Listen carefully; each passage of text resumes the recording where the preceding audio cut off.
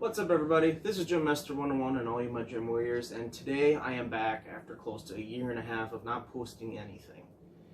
Over that time I have collected a bunch of new hobbies, and one of them being pool. I now have my own pool table and my assortment of pool sticks and pool accessories, which I will show you at the end of the video. But first up, over this time that I've played pool, I've realized there are many things that I wish I knew when I was playing that I didn't realize till way later on, and it's things that are very useful to focus on that can help you improve how you play and make you more than just the average player, or make you to the average player. So this is my top 8 things on things that I think you should know about pool before starting pool. Alright, first up is how you hold the cue stick. Now, for those of you who don't know, the cue stick is what you use to hit the cue ball with. The cue ball you use to hit another ball in, one of the target balls. So what many people don't realize is they think they got to hold this firm and tight and real rigid, which that's not what you want to do. You want to be relaxed, and you just want to rest it on your thumb and your pointer finger. Then you lay the next 2 fingers down on it. This one you don't need, and it should not be touching your palm. It should just hang loosely and act like a spring. And your upper arm near your bicep should not move. It should just be your elbow is your point of movement, like that. That makes it for more accurate, and that way you don't sway as much, because if you sway it'll give it weird English, and I'll go over English later. That's for more advanced players, but still. So you want to just keep it like this, and you just want to have a firm hit like that. And you can just practice this. Try making it come straight back towards yourself. Another big thing that'll help you with that is also your cue hitment. If you hit it right in the center, that gives it less English and more likely to come back. If you hit it off to the side, it likes to go like that. But that is one thing you can practice. Try and get the hang of it. Make sure you're holding this real nice and loose. Just a spring, and just going back and forth like that. You just keep doing that until you can get a general feeling for how it should feel as you're hitting. Alright, next up is power and follow through. So now, follow through is how far you follow through after you hit the ball. So this is where you'd hit the ball, and that's follow through. How far you follow through, which is big for English. The more you follow through, the more English you can add. But don't mistake follow through for power. That could be power, and this is follow through. You get nice follow through, but then if you're just slamming it like that, or going like this, you know, like some people do on breaks, that's just going to give power, and that's going to reverse the English, because it's going to have more speed than English to hold it back. So for instance, if you use some side English and you get a lot of follow through, you can get it to go over. But if you're doing that and you're hitting it harder, it doesn't go over as far. Alright, next up is English. English is where you hit the cue ball, where you have the tip of the cue, hit the cue ball. So I'm going to give you sort of a first person type view, and it's going to be, so this would be just hitting it straight in the center, just normally. If you go rear to the side, that would be considered right English, because on the right side of the ball, and it's considered English. That would be left English, that's bottom, top, left bottom, right top, left top, and so on. So how they all work is, if you do right English, it pulls it to the right. Think of it as like a tire. So it's going like this, and as it gets on here, it grips it this way. If you get left, then it's turning this way, and it grips it that way. If you do back, then it pulls it away. It's like a car sliding forward and the tires going reverse. They're going to spin and spin until they can get it to come back, if they have enough power to do that. And top English just helps it roll more. And the big thing of when English makes a difference is after it hits the ball. After it hits a target ball, or after it hits a rail. If you have just back English and it just keeps going, eventually that English will straighten out and it'll go forward, and it'll be as if you never had any English on it, except that it would slower its speed. So English can be a big thing on many shots, like so. You could have this, you could be right against the rail, or let's say you're back here like this, and you need position for a shot down on that end. And when it comes to this shot, you can do some bottom left. That's going to pull it back and to the side. So for instance, here's your example. Pulls it straight over like that. Now if I were to do that shot with no English at all, and I were just to be like this, no English at all, and go like that. I was hitting it dead center. So as you can see, English can be very useful for many different shots. Next up on things that you need to focus on is your Q-tip care. You're gonna want to make sure that thing doesn't get flat, because after time of hitting, it's gonna get flat. It's not gonna catch the balls easily. You're not gonna get as much English on it. So one way you can fix that is by using a grinder. Now, for instance, this Q stick has a grinder installed into the butt of the stick, as you can see. But not all of them come that way. Most of them actually don't. Which is when another accessory can come in. These two accessories. This is just a good old grinder. I have to clean it out because it has been used a lot and not cleaned. And this is a rougher. This just roughs it up to give it more catch to it. And then this will shape it. So these are two accessories that are worth investing in if you're going to take pool seriously.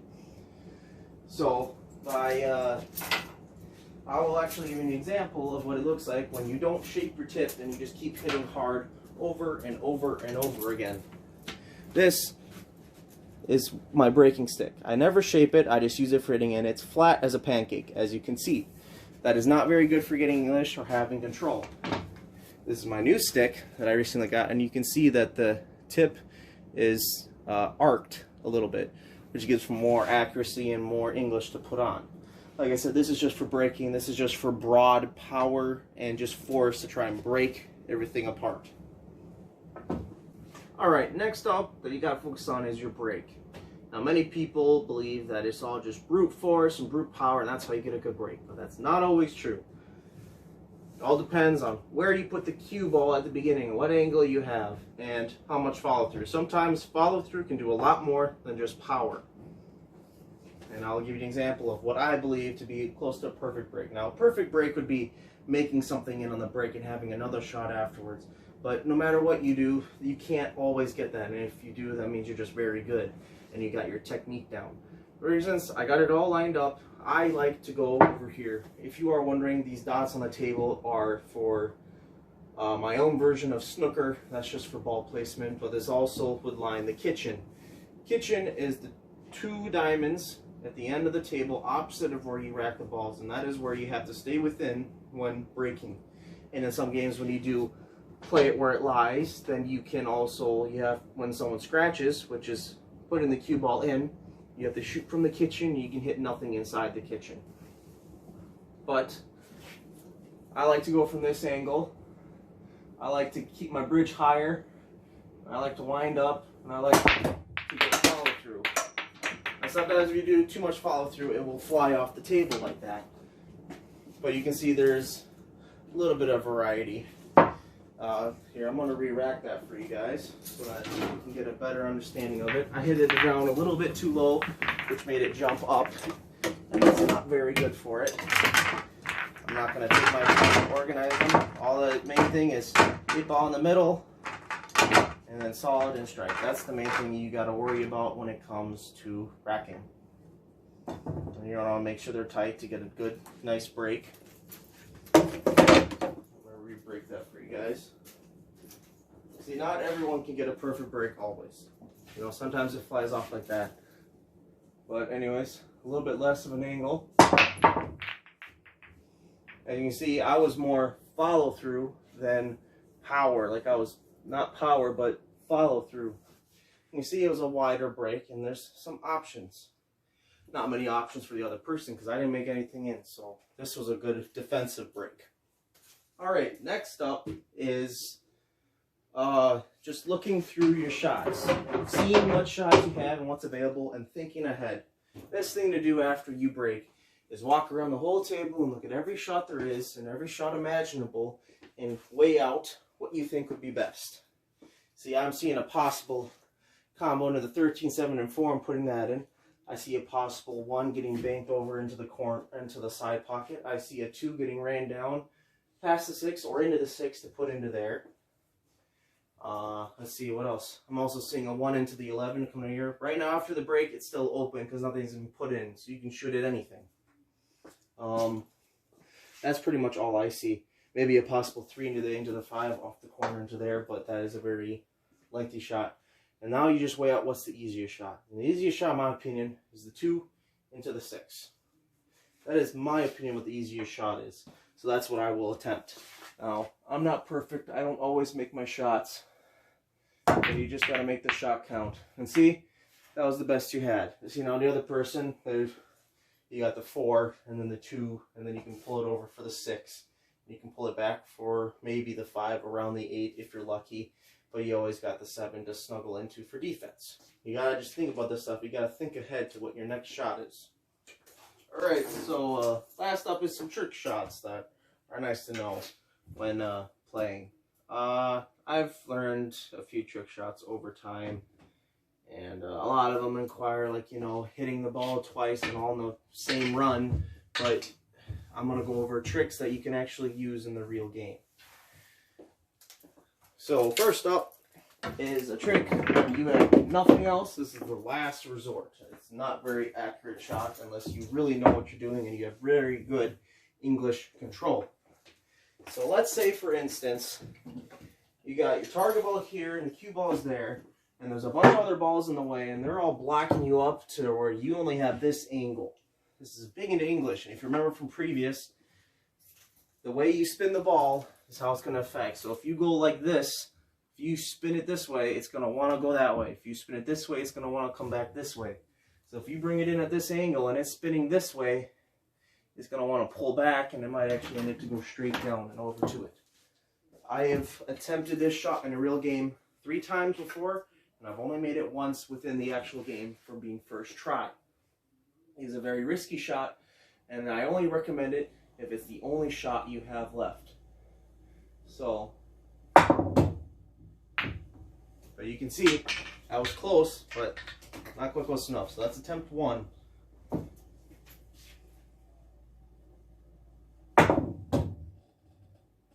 Attempt 2, I did not have enough English on it.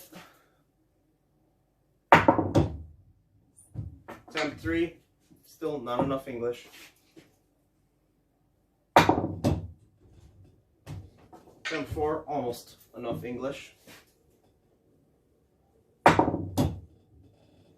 Attempt 5, still not enough.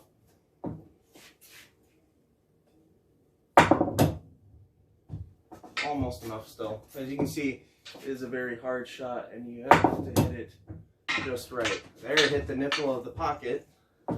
Didn't want to go in. It's all about English. Had a little too much English there. Ooh. One thing also is to put a little bit of low English on it also. There you go. That was my 6th try, so you can see it's not recommended. It is not a very easy shot, but it is definitely something you can do if you get it down to impress your friends. Next up would be a 3-rail / 4-rail shot. It depends on how good you are. So this is just more of an impressive shot. If you have a way to do 3-rail shot, then you most likely have an angle to get something else. So let's say this is here in the way, and you got to put the 6 in. Generally, I like to aim for this diamond, so it'll go off here, boom, boom, and then into there. Main thing, just hit it square in the center with some follow through, and depending on how close it is, you can get it different ways. You can see that was fairly in the right area. So that was first try. Second try. Made it. So, made it in 2 tries. Now, if you want to see if that can be doubled or not, this can be more of a verification shot. As you can see, close, but not quite. I hit it a little harder, and it also, how much power you do on the shot also affects how it will hit it. There, after 2 tries. Alright, so I'm going to show you my assortment of accessories and the stuff I have. So, I have a few cue sticks over here. This is for the extended bridge. Then this is my main playing cue. This is my old main one until I got this one recently. This one is, I like this one, and this is my grandfather's. And then this is just another bar one. It doesn't unfold or anything. Then over here I got an extra set of older balls with 2 short sticks for any short shots we need. I have a rack for a 9-ball, and then an extra 8-ball rack. I got a jar of chalk and other pieces of chalk and my accessories for grinding, a brush for the table, extra cue balls, and then I have some assortments down here, which is for putting new Q-tips on and whatnot. And that's pretty much it for there. Right down in here, I had an area for pool sticks down there. As you can see, it's a little slot, and then the cue ball return. And then I got this nice overhead light with Ford hubcaps, an old Matchbox model from '72. I got a bunch of Ford hubcaps on there, and then a real old license plate from, what does that say? Looks like 56. And it's got LEDs that are rated to last about 45 years.